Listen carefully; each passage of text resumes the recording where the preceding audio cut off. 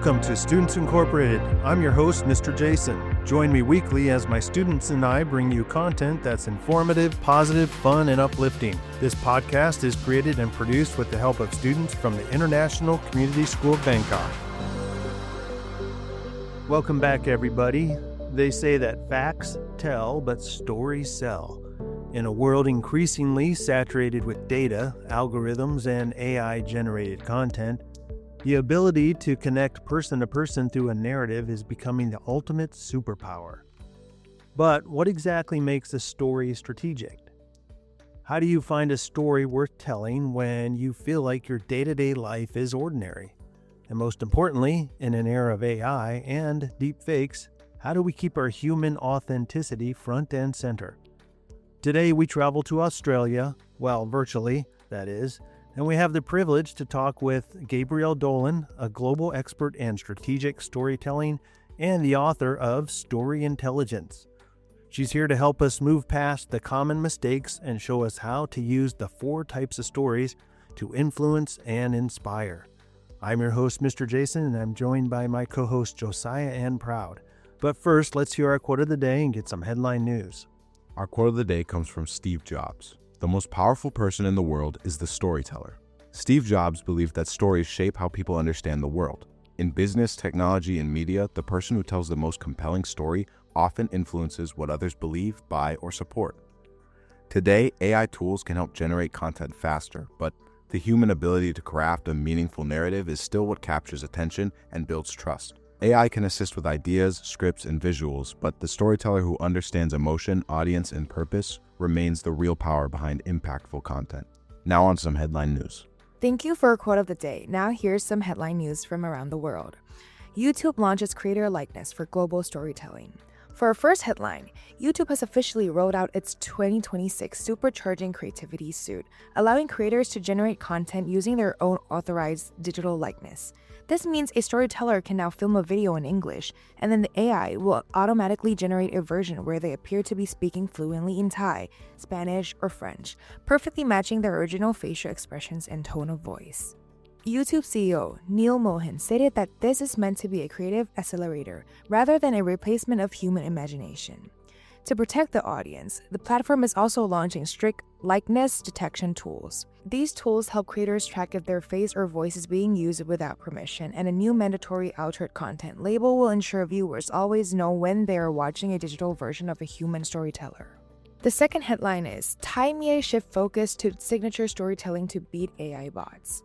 A recent 2026 media survey revealed that while 100% of local newsrooms have integrated AI into their workflows, the focus is shifting away from speed and toward signature storytelling. Dr. Natha Kamonvatin, news director from The Standard, noted that because AI can now summarize news instantly, human journalists must focus on deep ethical reporting and building niche communities that a bot simply cannot replicate. This shift comes as Thai audiences are increasingly moving towards video-first news, with over 43% of Thais preferring to watch their news rather than read it.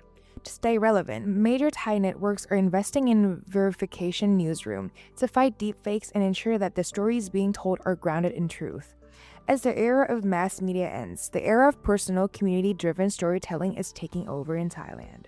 New York Law Journal highlights the human core in professional storytelling. And finally, for our last headline, in a world of shrinking attention spans, even the most traditional professions are turning to the power of story. Matt Salvato, CEO of the marketing firm Amplify, recently argued that while AI can draft a legal brief, it cannot replicate the human core required for modern advocacy. Salvato notes that as digital media and AI reshapes how we consume information, the professionals who stand out are not necessarily the loudest, but the ones who know how to translate complex work into narratives people can actually feel. This trend marks a major shift in 2026. From the courtroom to the boardroom, leaders are realizing that if the human element is missing, the technology behind the message simply doesn't matter. And that's it for our headline news.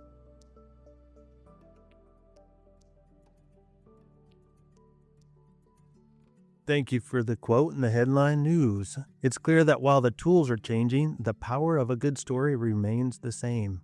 And speaking of story, we have a very special guest joining us online from Australia. An expert on strategic storytelling, a seasoned corporate professional, author, speaker, and fellow podcaster, Gabrielle Dolan will be sharing a ton of great advice and details about the art and skill of storytelling.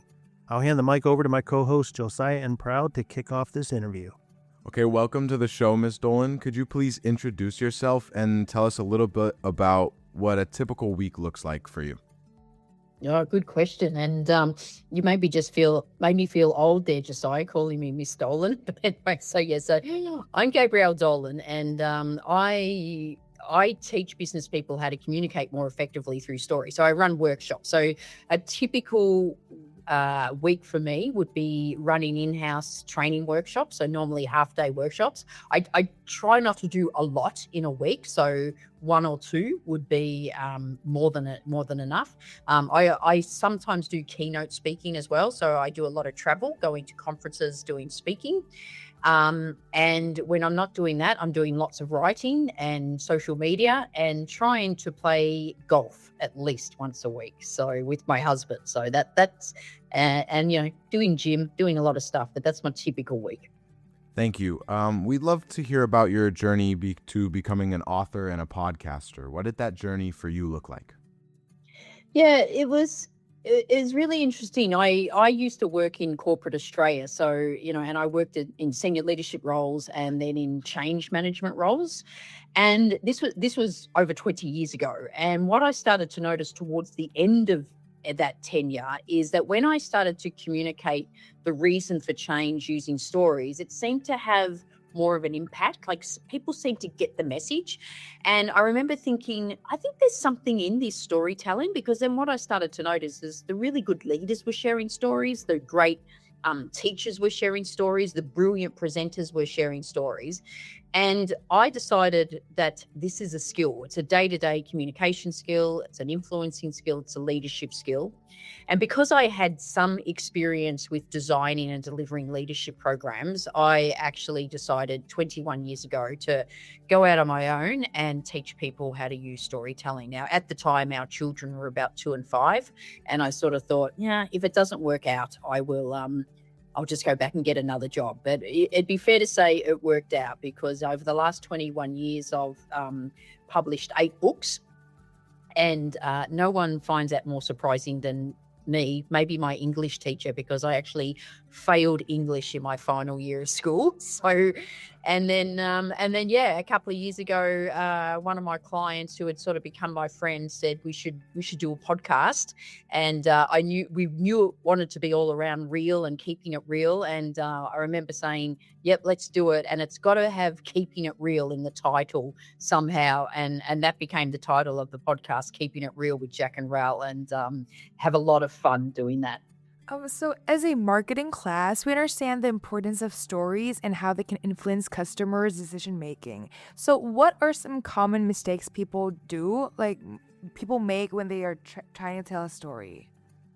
Yeah, I think we sort of know, and marketers know this. Marketers especially know that story has a way to influence and to get connection and get across this. What I find in business, it's not necessarily a mistake, but people in business underestimate the power emotion plays. So they think we've got to communicate and influence people through logic, and they just go logic, and they don't understand the power of emotion. So part of the training I do and the teaching is helping people understand the really important role that emotion plays in our decision making, and also how a good story can tap into that. So I find the initial mistakes with people with storytelling is that they just underestimate emotion. And I think there's lots of mistakes. There's actually lots of mistakes people make. On a more tactical level, one of the biggest mistakes people make is their stories go too long. So the story is good, but it's just way too long. And then people have, disengaged. So you're losing them. And more, I find that people still believe that if you're telling a story, and as long as it's believable, but it's not true, it's okay. And And I truly believe that you're running a real risk of credibility, and that your stories need to be authentically true. So that's a common mistake people make, is they think as long as it gets the message across, it doesn't matter if it's true or not. And I truly believe your stories need to be true. For people who might find struggle in finding interesting stories to share, can you describe how one can find those interesting stories? Yeah. So when I run my workshops, Josiah, there's a lot of people say to me, I just don't have any stories. Like, I just, nothing really bad's happened to me. Nothing really, amazing's happened to me. I'm just sort of normal. So they don't think they have stories. But I try to teach them that the most relevant stories are sort of almost the day-to-day average stories. So I do take people through a process of, say they've got to share a story around, the importance of managing risks or whatever, or being cautious of managing risk. And it would be like, well, and I try to help them find a really personal example to communicate that, because I should say, and I'll give you an example as well, but I should say I talk about 4 types of stories that you should share. So in my latest book, I talk about the 4 types of stories. And one of them is a personal story. And personal stories are the most underutilized stories, but they have the greatest impact. So if I can give you an example of what I mean by a story, because I think sometimes this is the best way to do it. So this is sharing a business message by using a story. So if I give you an example, and then I might ask you a couple of questions, which I think highlights the importance of stories as well. So I was working with a company, and I was working with the risk team, so the entire risk team. And the head of risk, her name was Rosemary, and she said, one of the biggest challenges that I have is that when I'm talking about risk management and trying to explain to the business units that it's their job, they sort of all just look at me and go, you're the risk manager, it's your job. And she said, I've given example after example. I've tried to tell them that I cannot manage your risk for you. All I can do is help you manage your risk. But she goes, the message doesn't get through. She goes, I've tried everything. And she tried everything except a personal story. She'd used case studies, she'd used business examples, but they still weren't getting cut through. So this is the story she started to share to great effect. And I'll, if I may, I'll share the story as an example, and then I'll ask you both 3 questions. The story goes, when I was a kid, I grew up on a farm, and growing up on a farm, there was all these dangers we needed to be aware of, but Mum would teach us what to do. So we knew what to do when we came across redback spiders in the timber heap, and we knew about all the potential traps in the dam after heavy rain, and we knew what to do if we ever came across a snake in summer. And I remember this really hot day, Mum was yelling me to get my bike from the front gate. So I ran down to get my bike, and then I just froze, because in front of my bike was this massive copperhead snake. But I remembered everything Mum taught us to do. So I played statues, and I slowly walked backwards until there was enough space between me and the snake, and I ran back to the house to tell Mum. And I'm sharing this with you because it reminds me of the role we play in risk. All I can do is give you the skills, knowledge, and advice. So when you come across your own copperhead snake, regardless of what that looks like, you will know what to do. Now, can I ask you 3 questions? Right. The first question is, does that story help you understand the role of a risk manager better and the role you play in risk? Does it help you understand the message better? Yes, totally does. Yes. Yeah, totally does. Okay. So at a fundamental level, the stories helped you understand the message better. The second question I want to ask you is, do you think you'll remember the story? Do you think you'll remember it? Yes. Yeah. You will. And I can talk about why you'll remember it later, but you will remember it. And I've potentially just saved your lives, because if you ever come across a snake, you play statues, you slowly walk backwards, and you go tell your mum, right? But you remember the story. The final question, if you had to retell it to others without losing its meaning, do you think you could do it? You wouldn't do it word for word, but do you think you could retell the story without losing the meaning? Yes, I can. Yeah. Yes. Absolutely. So when you think about whether you're communicating to your kids or you're communicating to a customer, and especially in like marketing, the challenges are, do people really understand the message? Like, do they really understand it?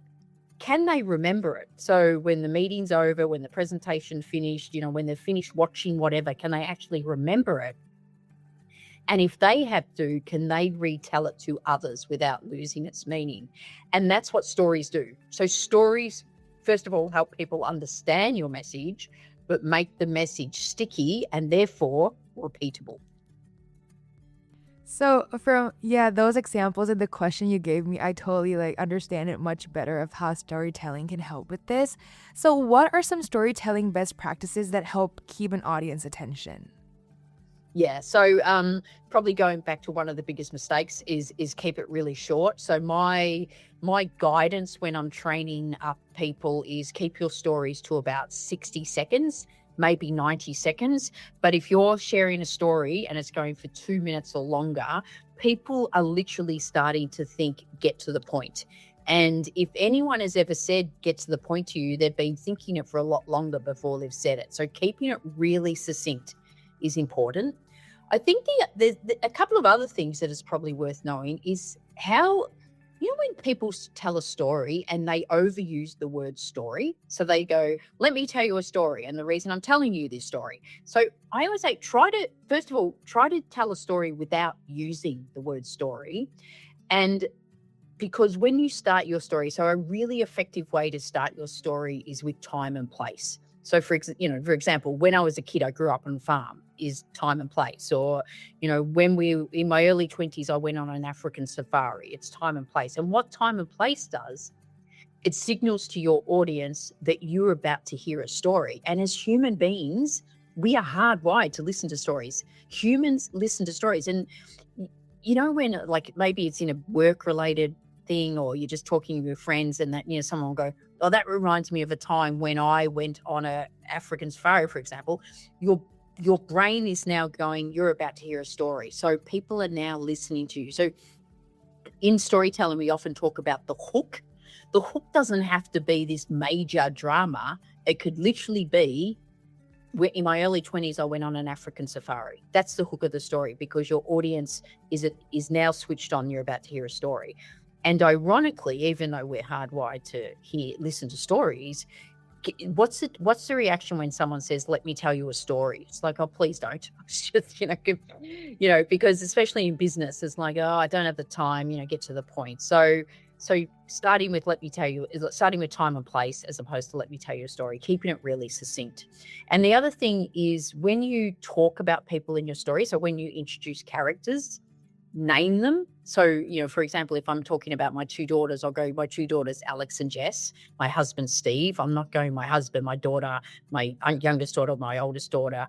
And the only exception to that rule is if you're talking about your parents or your grandparents, you would just call them what you'd normally call them, mum, dad, nana, pa, whatever. So there's a few little things that make your story really engaging. And I think if I can say one more thing, it's talking about how you felt at the time. So as opposed to just telling a story where it sort of goes, this happened and this happened and this happened and this happened, sometimes it can be, I felt really proud of that, or I was really, really scared. So it's bringing in how you felt, and that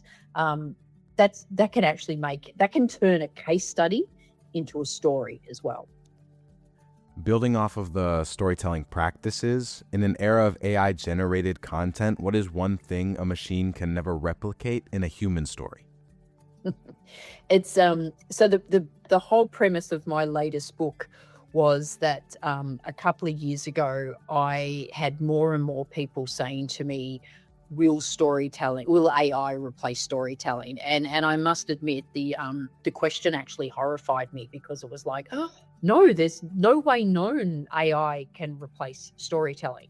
And then more and more I got asked, can you use AI to help with your storytelling? And my initial reaction was like, no, that's cheating. That won't be real. That won't be authentic. And then I thought, well, if you consider yourself an expert in storytelling, you should sort of look into this. So just not ignore AI, because the premise of the book is in a world of AI generated content where everything's starting to sound the same, our authentic stories are needed more than ever. I am getting to your question, but I wanted to set all that up because part of me researching for the book was testing AI stories. So, I've just shared a story around risk management about a snake. So I use that as an example. It's like, can you share a story about risk management? And I think I even said involving a snake. I sort of wanted to see what I came up with. And I was disturbingly surprised how good it was. So, I wasn't pleasantly surprised. I was like, oh my goodness, this is actually pretty good. But it was missing something. And what it was missing was just this, it doesn't feel real. It feels cliche. There's something about it that just doesn't feel right. And of course, it is cliche and it is made up and it's not real. And that's what's missing. It's missing. I was speaking to someone yesterday and they said it's missing soul. And I went, yeah, that's like, you can use it. It's a human connection. It's the energy, but it's just soul. And sometimes it's hard to put your finger on why that doesn't seem right, but you often have that with AI stories. To extend on this even further, I actually decided that I would put my own stories and AI stories to the test. So I chose 6 different subjects.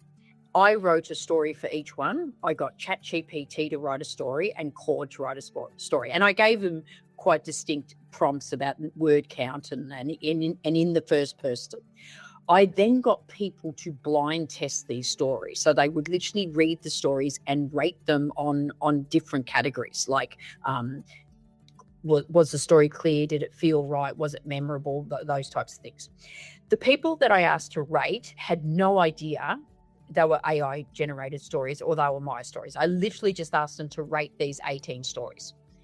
And the feedback came back in 4 instances, my stories were rated better than the AI ones. In one instance, it was equal. It was like, oh, like that took a bit of battering to the ego. And then in one instance, they rated the AI stories higher than mine. And that really took a hit to the ego. But what was clear and what my research proved, my hypothesis that I was testing, on my stories, the ratings between clarity, as in did the story make sense, and authenticity, as in did the story feel real, were equal. They were really, really equal. There was not much difference at all between authenticity and clarity. With the AI stories, clarity was always rated significantly higher than authenticity. So the story sort of made sense, but it didn't feel real. And, because it's not. And then I actually spoke to quite a lot of the people that did the testing. And I then told them that these stories were AI and they went, yeah, that's one person said, I actually rated it a little bit higher because I didn't want to be mean to the person, but it just was boring and it just felt cliche. And I kept hearing the words, it just didn't seem real. And it's not like seem or feel, it didn't feel right. It didn't seem right. So it's hard to put your hand on it. So yeah, long answer to your question that AI will be okay with stories, but there'll always be something missing. And what it's missing is authenticity. And we are in a world of distrust, right? Trust in everything is at its lowest level. Let's not add to that by, putting out inauthentic stories. Yeah, and AI is being used all around the world with various contexts. But now talking about story part, could you describe to us what is story intelligence mean? Yeah. So I really loved the concept of story intelligence. And so to be clear, I actually used AI as my creative partner in writing the book. One of the hardest bits of writing a book, you probably wouldn't believe this, is coming up with the title and subtitle. It's so hard to do it, right?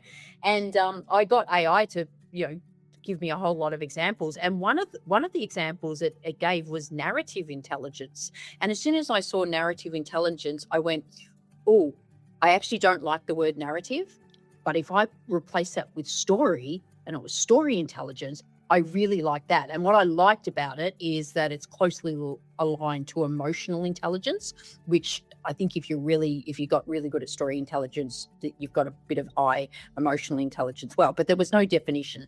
And so I came up I had to craft a definition of what I meant by story intelligence because, one day I'd like to see it in the dictionary. And, if AI slop can make it as a word in the dictionary as it did last year, then let's try to get story intelligence in there. But my definition was the ability to purposefully and skillfully use authentic storytelling to communicate with clarity and to connect, engage, and inspire. Now, it's a bit of a mouthful, I know, but to me, the main sort of words in that is purposefully and skillfully. So we're doing it deliberately, authentic. You can still be deliberate and authentic and pretty much to communicate with clarity in a way that actually connects with people and engages and inspire. And you would know in marketing is all about trying to connect with the audience, engage them and inspire them to actually buy your product. That's what we're doing in marketing. In that book, you talk about a framework for storytelling. Could you please describe what that is and what that looks like? Yeah, look, very quickly, the framework that I share in the book and that I, have been teaching people for the last 20 years is, first of all, get really clear on your message. I think we spoke about mistakes before. One of the biggest mistakes people try to make with storytelling is to communicate too many messages. So just like one single message. So now you're clear on that message is to find that story. And then I put it through a framework of beginning, which I spoke about before, is time and place. So how you start your story, in the middle of your story. So and beginning is like one sentence. The middle is, so we talked about the time frame. If your story is like 90 seconds, your middle is about a minute. So, but it's naming your characters. So you introduce my daughters, Alex and Jess, from then on to Alex and Jess, deciding what details in and what's out. You have to have a real discipline with storytelling, and you always come back to the purpose. If it's related to the message you're trying to communicate, it's in. If it's not related, leave it out. And then the other thing that I spoke about before is using words that help people visualize and feel something, right? So it's saying things like, I felt really nervous about that, and being prepared to talk about that, and providing enough information that people visualize it, because that's what a good story will do as well. So if we go back to the copperhead snake story that I shared before, all your listeners would have visualized that, and they would have all visualized something completely different, but it's enough information to visualize it, and without you knowing it, it's tapped into emotion, which again, that's what makes stories memorable, because it's tapped into emotion. So you've got your beginning, time and place, your middle where you're being very diligent on what you put in and what you leave out, and the ending. One of the worst ways to end your story is to go, the moral of the story is, when people go, so the moral of the story is you should blah, blah, it's like, it's sort of being really directive and telling people where ultimately what you want to do is to get people to get the message. So things like, imagine what we could achieve if we all, whatever it is. Say you're talking about you're sharing a message about the challenge of the status quo, and it'd be like, imagine what we could achieve if we had the courage to challenge the status quo. So can you see how imagine, and like always saying, imagine what we could achieve, not like, so the moral of the story is you need to have the courage to challenge the status quo. Can you see how that is being really directive and telling people, where to me, storytelling is a really respectful way to communicate, and you should just allow people to get the message. So since you also mentioned the 4 types of stories, could you describe to our audience what those are and how to use them? Yeah, so the 4 types of stories that I talk about in the book is personal story. So that's when you take a non-work related story and connect it to a business message. The other one is professional stories. Now, these are your work stories. These are your classic stories you'd share in a job interview or whatever like that. So they're work stories. And they're both, I guess, your stories. So your experience there. They're probably the 2 most powerful stories I would share. But then the other types of stories, these are not your stories. So they're public stories. So for example, these are the type of stories you do, famous case studies. If you want to find a story about innovation and you Google it, you'll probably find a story about Steve Jobs or something like that, right? So these are public stories. They can actually really work as well, but the problem is sometimes they start to become a little bit cliche. So they're public. And then the final one is parables. Now, parables are like Aesop's fables, the boy who cried wolf type thing. Teachers use parables a lot, and they can be really, really powerful. Sometimes as a parent, I sometimes use parables to my children, like not a lot. I think my personal stories, but sometimes parables have stood the test of time. They've gone through tens of thousands of years. If you look at, I'm from Australia, our First Nations people, they've got the oldest culture in the world, and it's been passed on through stories. And so, which would sort of, they call them Dreamtime stories, but they're sort of forms of parables. So I think they're underutilized.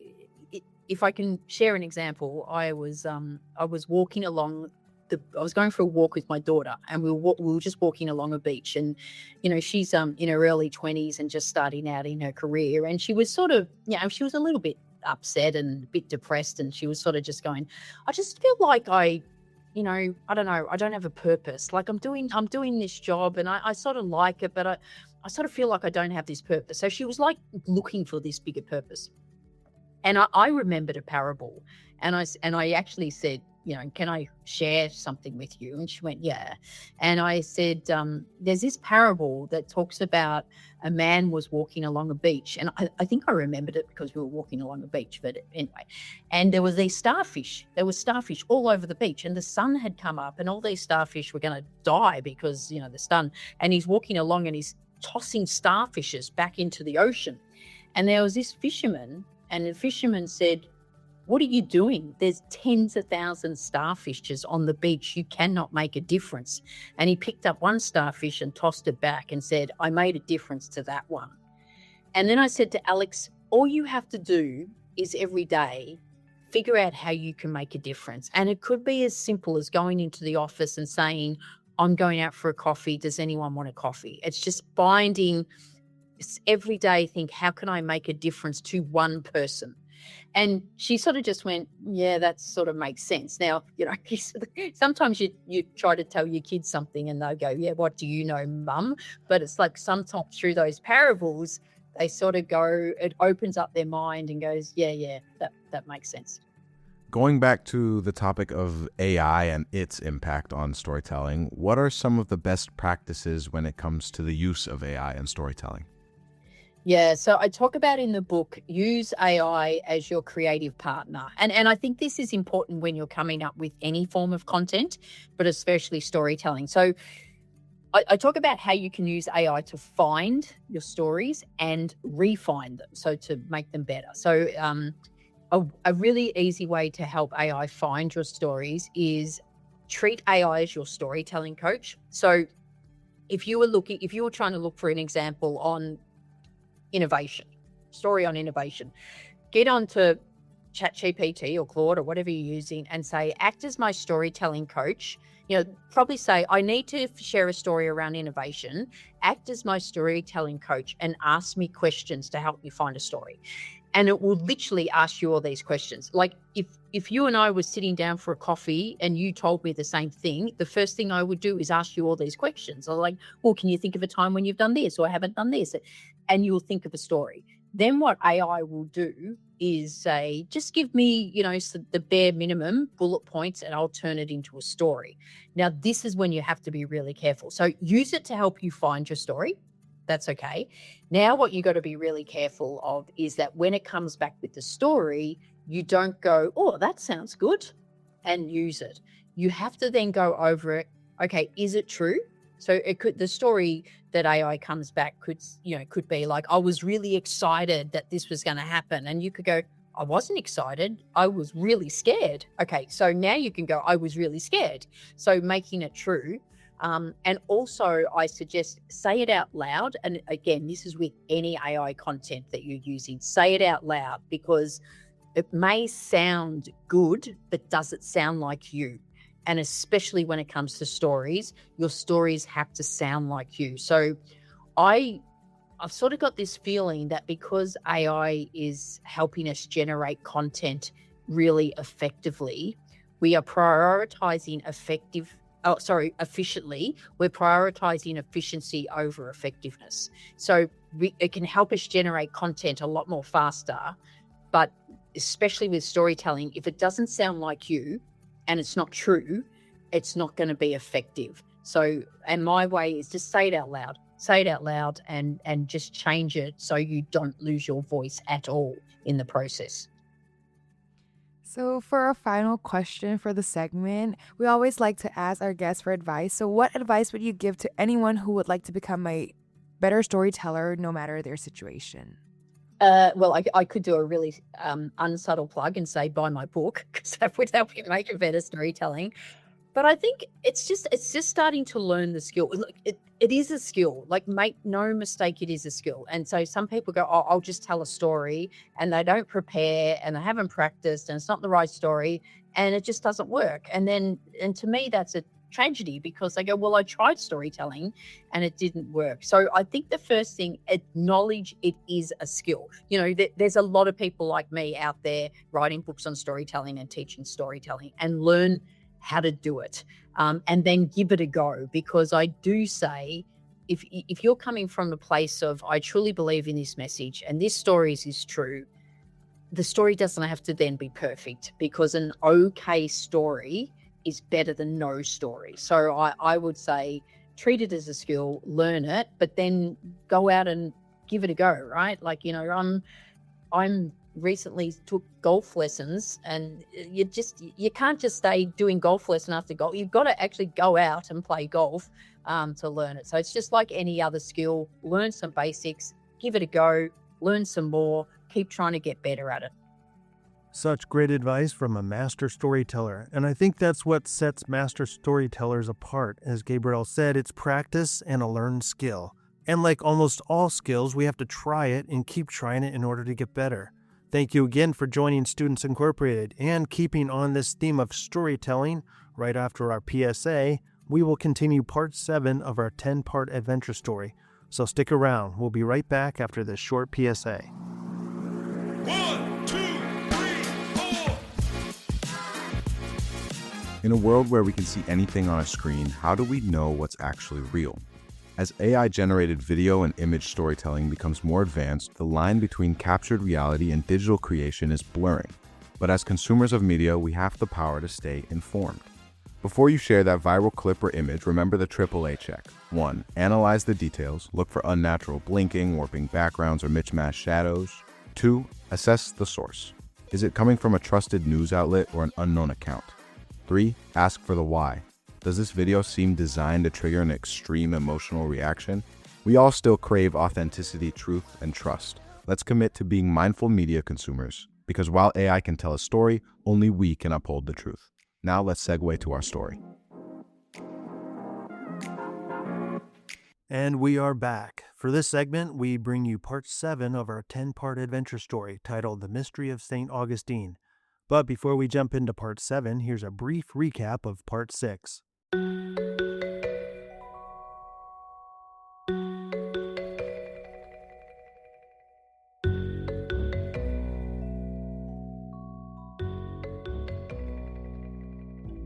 Guided by a young property caretaker, the El Dorado team uncovered a line of sight map etched into the Coquina Hill, a wayfinding marker pointing to the Atlantic coast. The discovery confirmed their theory of at least one sunken ship, but the victory was short-lived. Upon reaching the coast, they found a freshly plundered site, realizing a rival group had beaten them to the treasure. The syndicate, known as the Table, has now turned lethal. While searching for intel at the Cathedral Basilica, agents found and eliminated lead archivist Sarah Ferguson to protect their operation. As the El Dorado team gathers for dinner at the Ponce, they remain unaware that the gold coin Eleanor Bennett is proudly showing them has already cost a member of their team her life. And now, without further ado, here's part 7, titled The Crime.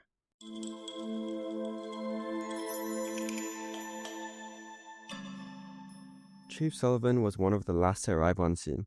Two squad cars were already parked on the street with the lights flashing, the rhythm of red and blue glow bouncing off the surrounding houses and the front of the church.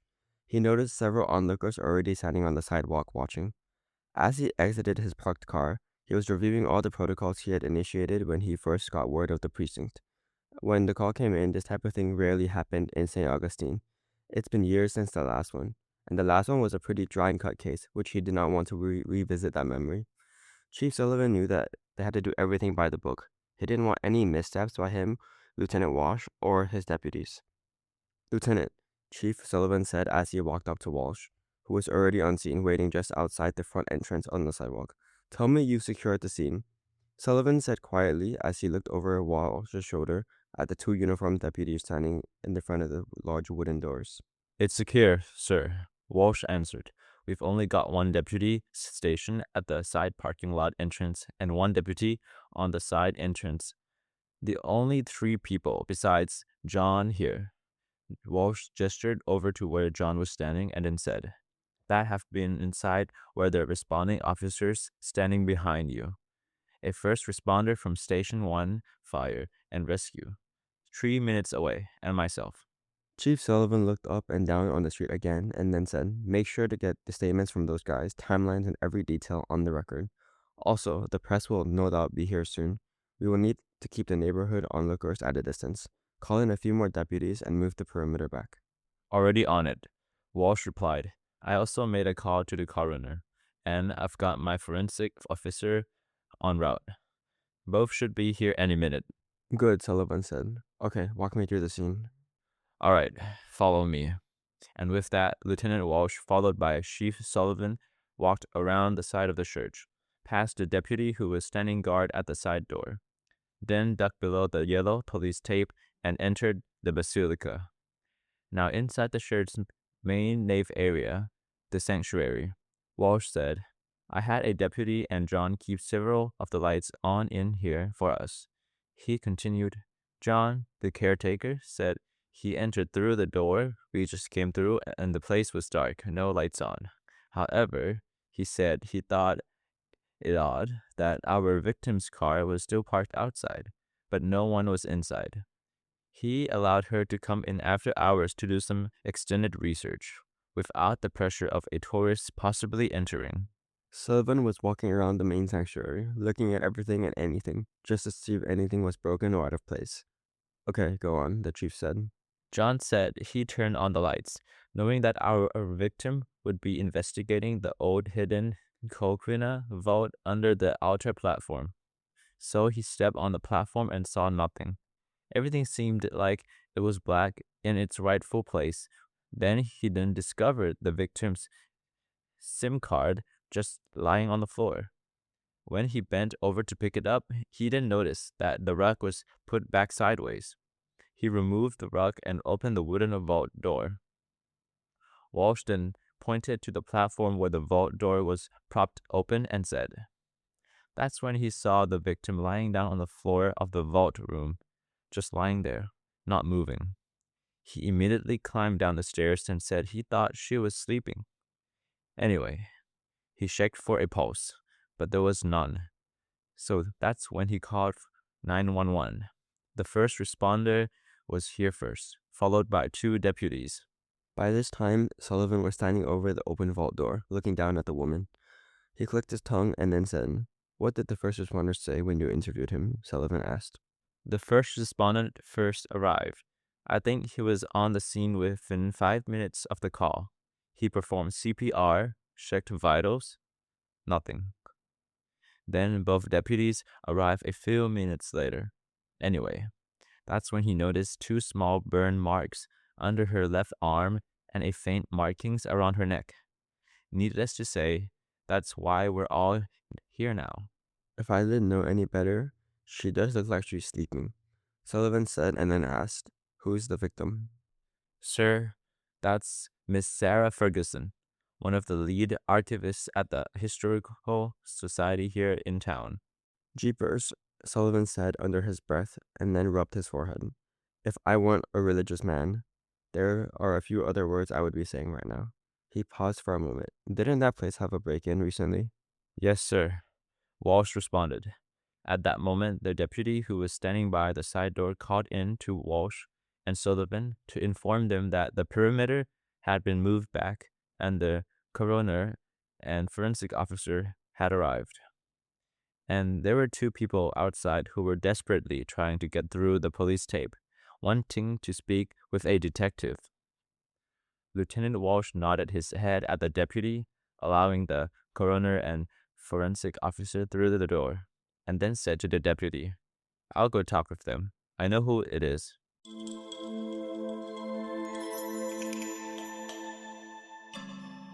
Tom watched as Lieutenant Walsh approached the perimeter where he and Cece were standing. He knew something bad had happened.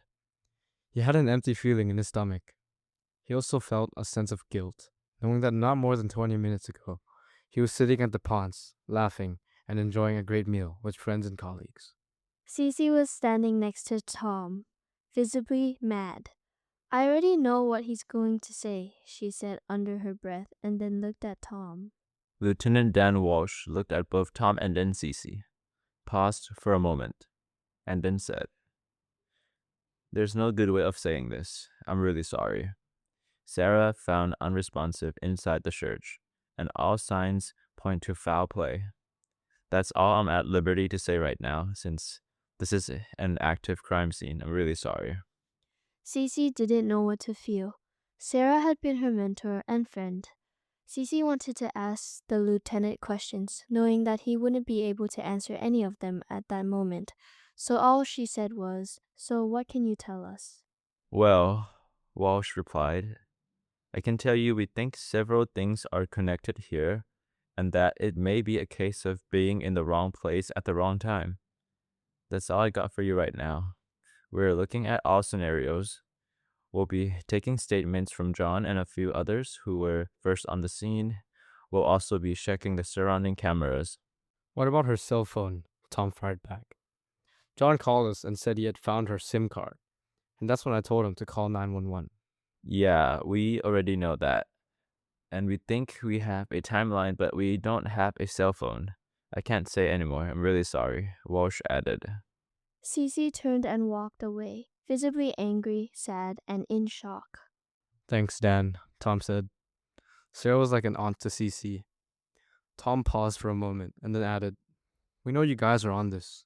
If you don't mind, I'm gonna stand here for a while."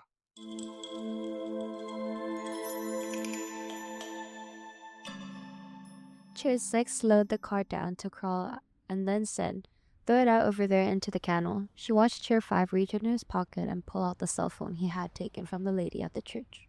Chair 5 threw his cell phone out the back window of the car and watched it splash into the canal water alongside the road. They were on a side road outside of town. 5 News 6 was avoiding downtown streets so as to not get picked up by traffic cameras. "Bleak, where is it?" Chair 5 swore, as loud as he was fishing around in his pocket. He had straightened out his leg and was frantically searching the inside bottom section of his pants for the SIM card. "What's wrong?" Chair 4 asked. "I can't find the SIM card. I thought I put it in my back pocket with his cell phone," 5 answered. Chair 6 looked back in the rear view mirror and met the eyes with Chair 5 and said, "Figures." "No one was supposed to be at the church, and we had to leave rather quickly." "I know, I messed up," 5 said. 5 is right. There was no time to secure the scene or follow protocol properly. We just needed to leave, 4 added. "Well, you can explain all that to Midnight when you see her. 2 bodies in 2 days." Chair 6 goes as she speeds up and drives back toward the safe house condo using back roads.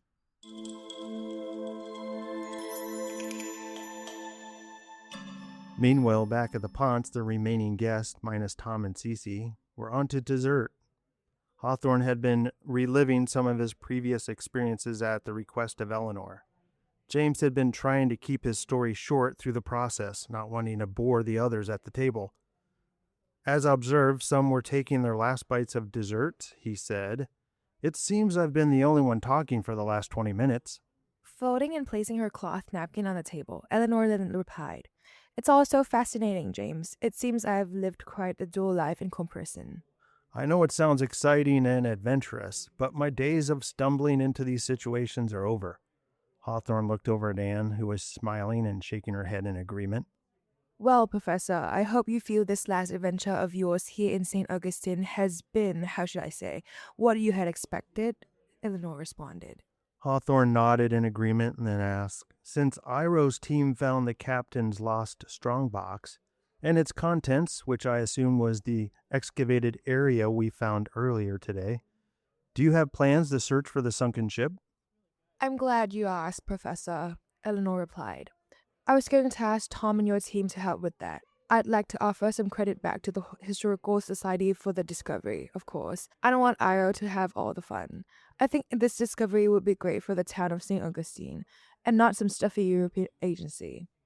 She then asked, since you found the location where the strong box was recovered without Iro's help, I might add, you and your team must have discovered something I don't know about. Amanda, all too eager to get to the point and to join the conversation, jumped in and said, in fact, we did. Oh, please do tell, Eleanor responded. Hawthorne immediately felt uneasy as he knew Amanda was going to reveal that they had found a literal line of sight map earlier in the day, which led them not only to the landmark, but then to the location of the buried strongbox, and the last clue on the map, which pointed out to the open sea. The last marking on that old etched map in the cave on the Dickersons' property included a single line pointing at a symbol and a number. Amanda was already into her second sentence. James knew she was at the point of no return with her story. He also knew she would not lie about what they had discovered. He appreciated her honesty and character in that way. Amanda was letting the cat out of the bag, you could say, and this was one of the two pieces of leverage they still had, the second being the two shipwreck theory. After finding the hidden line of sight map, we followed it right to the place where your team had dug up the captain's kaha and the coins you now have in your possession. She continued, but the last etching on the map is what we think is the big prize. I mean, the finding of the captain's coins is amazing, but we think we know the location of the actual ship. Oh, really? Eleanor responded with a voice of intrigue.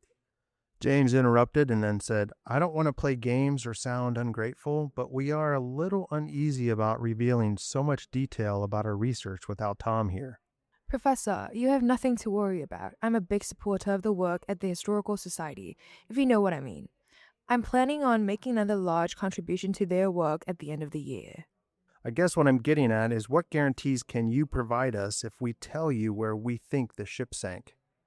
You've got to admit there have been some weird events happening that may or may not be connected.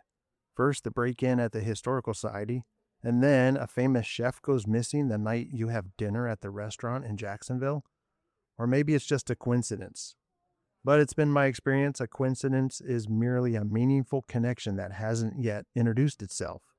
Hawthorne paused for a moment as he wanted his words to land with a little more weight than just small talk.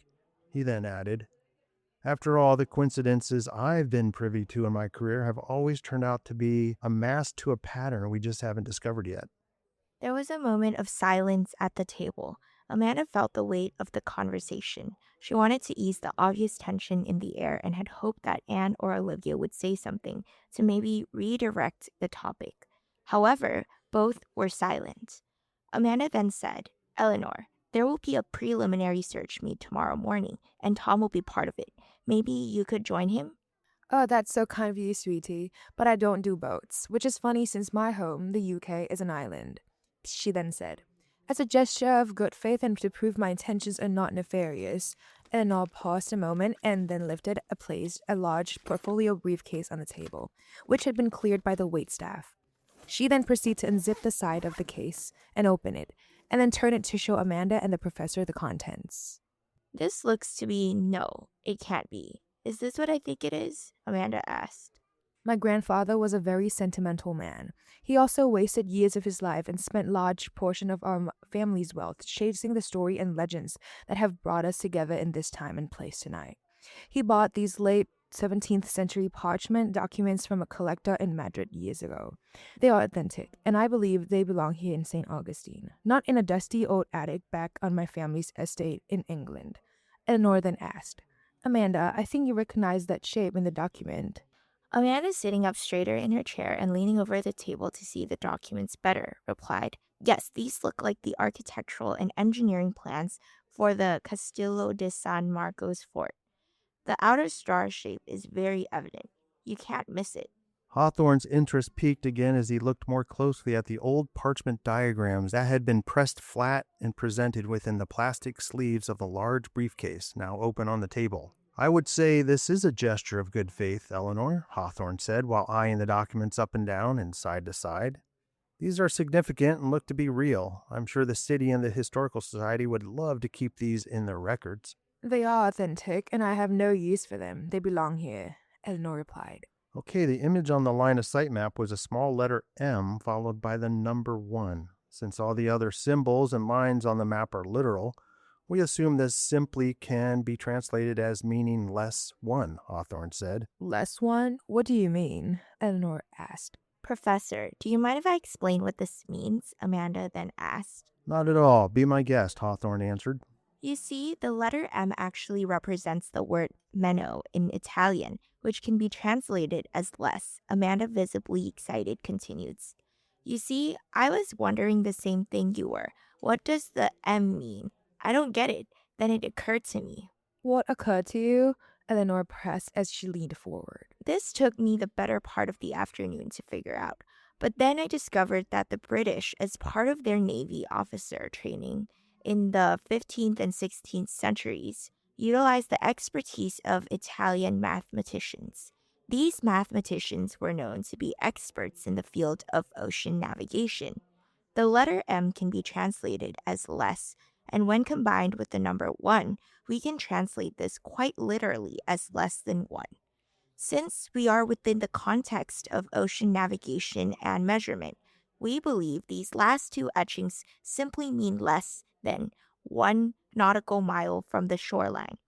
Amanda paused to make sure Eleanor was still tracking and then finished.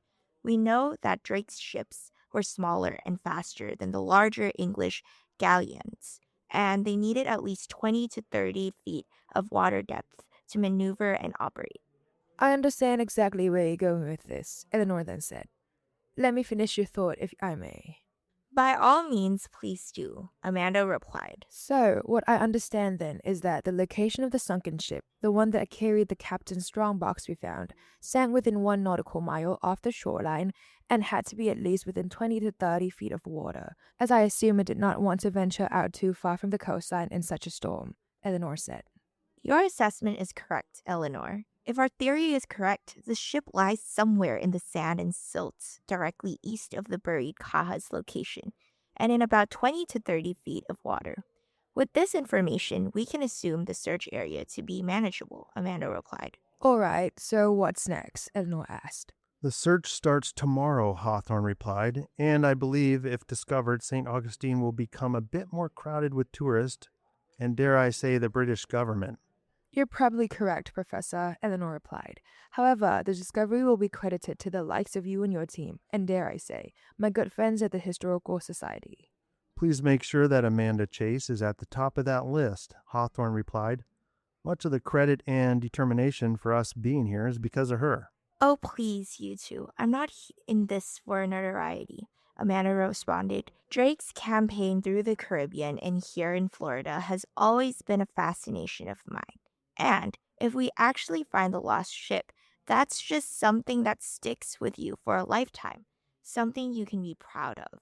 Well, it's getting late. Please take these documents. They are a gift for me. I'm sure Tom will find a use for them, and I hope they don't just sit in the old archives in his building.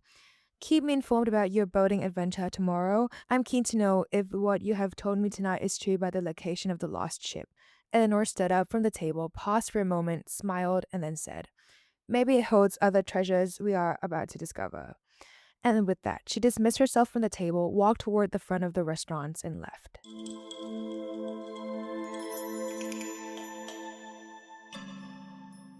Sir, they're here now. Midnight said as she watched chairs 4, 5, and 6 enter the condo.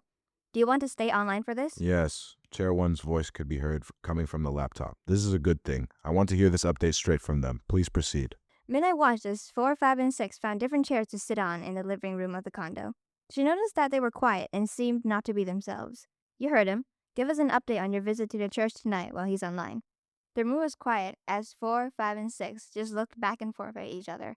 wanting someone else to talk. I'm losing my patience. What of it? Chair 1 said, his voice stronger and impatient. 2 things, sir. Chair 6 answered and then said, we have a new lead, but our situation got a bit more complicated. Complicated how? 1 pressed. 5 can fill you in, Chair 6 replied. Chair 5, feeling somewhat uneasy and put on the spot, moved closer to the laptop and said quietly, there was a woman in sight. To our surprise, and in the process of taking care of the problem, we were interrupted and had to leave abruptly without finishing the job. There was silence. Then Chair 5 said, but... Are you kidding me? Chair 1's voice boomed through the laptop. You'd better hope none of this leads back to you or the team there, he continued. I can't believe how you've all turned a simple job into a complete mess. 1 paused for a moment. The room was silent. He then said, give me some good news. We did find something new. We think it's a new lead. I'm sending over the images now to you. Chair 5 quickly sent over a text message with several images attached. What am I looking at here? These are carvings on the wall inside a lower chamber in the church. I can't tell exactly what these carvings communicate, but I think this is why that lady was there earlier this evening.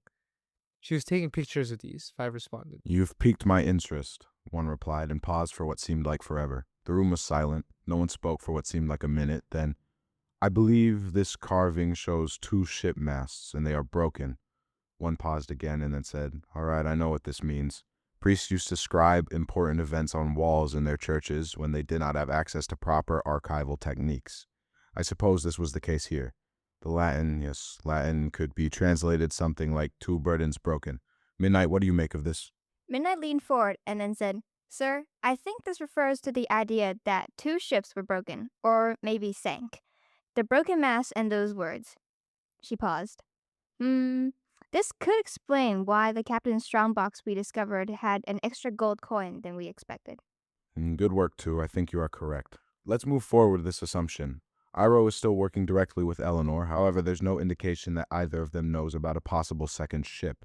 Let's keep it that way. I'm sending my final report to Iro this evening. We should all see significant deposits in our individual accounts by tomorrow morning. Chair 1 paused for a moment, then added, our official assignment under Iro's contract was completed with the recovery and the return of the captain's strongbox coins. The Jacksonville surveillance mission and today's church infiltration activities were outside of their purview. These were for my own curiosity, and my instincts were right. There's more to this. Chair 1 paused again before going on and then asked, are you all still following? Chair 1 waited until he heard each of the other chairs respond with a yes before continuing. You may rightfully leave now if you want. Your contracts for this job is over. Or if you stay, we do this next part my way. We pursue the new lead Chair 4 found today. We track and follow the out-of-town research team. We keep what we find. I believe there's more for the taking. What say you? You're either in or out. You decide right now. Sir, you know I'm in. Midnight was the first one to respond. I want to see this through. I'm in, Chair 4 said. You know me. I don't have anything else to do. If there's money in it, count me in, 5th chair replied. I'm already in 2 deep after this evening. Yes, I'm in as well, Chair 6 said. And 3, what about you? Well, I can't let you have all the fun. Of course I'm in, 3 said with a grin.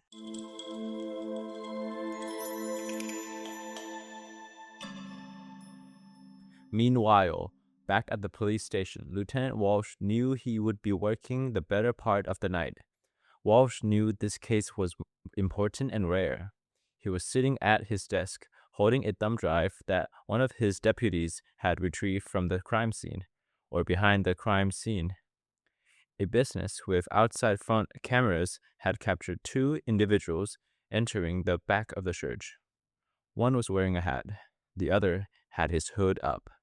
Walsh could tell these were 2 men. Bingo, Walsh said out loud. He recognized the hat right away. This was the same hat that was worn by the person who broke into the Historical Society a few nights prior. He then compared it to the burly footage from before. The person wearing the hat in the previous video did not match the person in the new video. Walsh could not see their faces, but the size and walking cadence were different. He sat back in his chair, both videos paused on his computer screen, just staring at the images. Walsh then picks up the phone and makes a call. Chief, thanks for taking my call so late. I have some new information you need to hear. It appears we're looking for multiple people here. The hat connects these 2 crimes. We have 3 different people, maybe 1 woman and 2 men.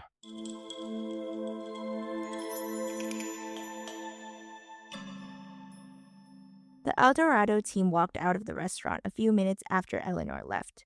Professor, Amanda said to Hawthorne as he was beginning to open the portfolio briefcase Eleanor had given them. Are you going to study those engineering drawings tonight? Yeah, I think so. There was something in that third document that looked, should I say, a little peculiar. And I'm curious about it. Maybe we can sit over there and spread out the parchment to get a better look, James replied as he pointed to a sitting area in the lobby. If you don't mind, I'd like to take a look as well, Amanda replied. Not at all. Shouldn't take but a few minutes anyway. I know we're all tired from today, James then responded and proceeded to walk over to a sitting area in the foyer. The Ponce's main entrance was less busy this time at night. The only other people in the lobby area were a cleaning lady, 2 front desk clerks, and the hostess standing over by the restaurant entrance. James looked up as he saw Anne wave and then leave to go back to their room. Olivia did the same thing. James knew that he wouldn't be able to turn his brain off just yet. He needed to study that page.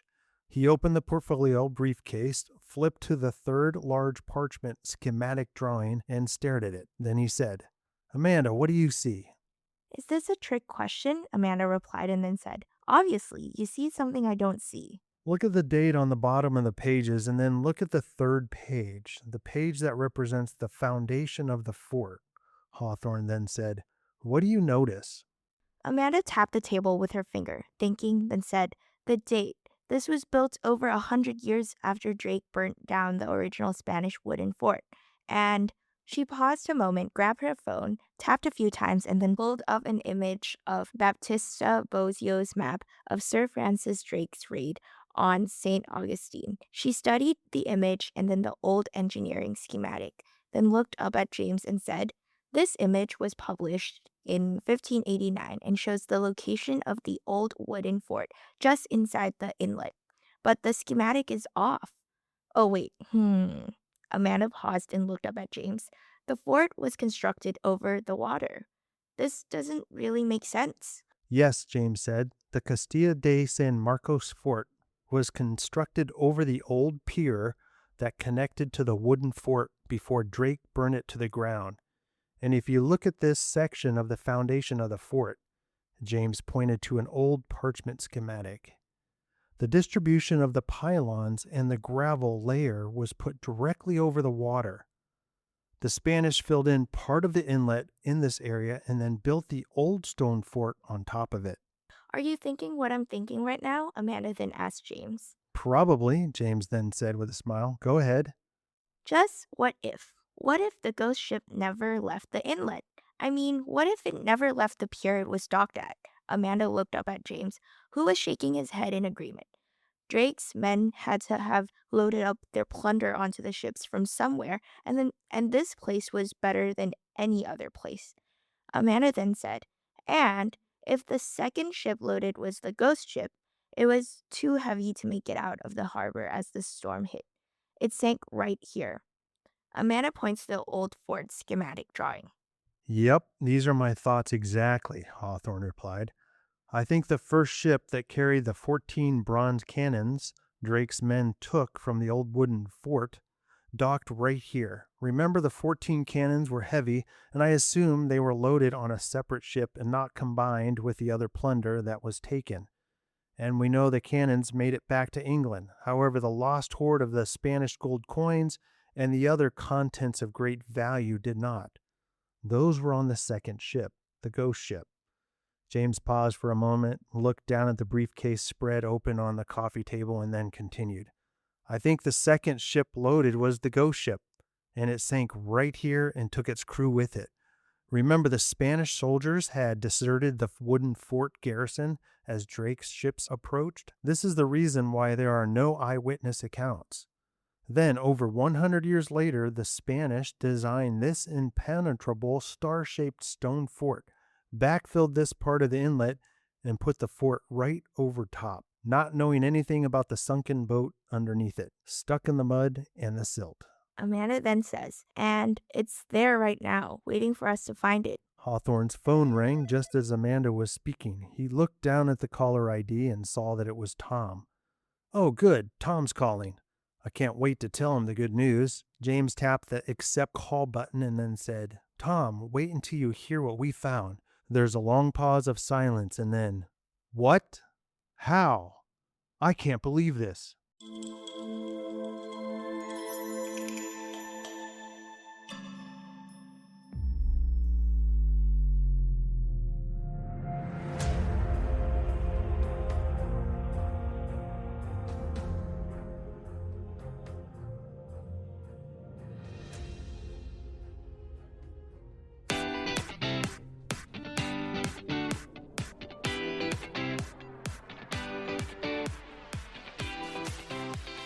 And that's a wrap on part 7 of our adventure story. We only have 3 more parts remaining.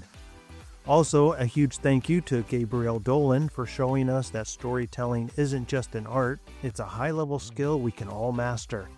The big takeaway today, in a world of AI and automation, your authentic human story is your greatest asset, and trust is a resource.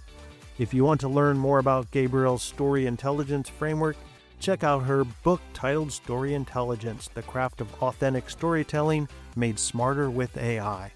All right, make sure to hit subscribe so you never miss an episode. We'll be back next week, so until then, keep practicing those stories. And as always, this podcast would not be possible without the hard work and support of our international student production team. All music and sound effects are courtesy of Pixabay.com, a vibrant community of creatives sharing copyright-free images, videos, and music. And we are signing off until next time. We are Students Incorporated, because your voice matters.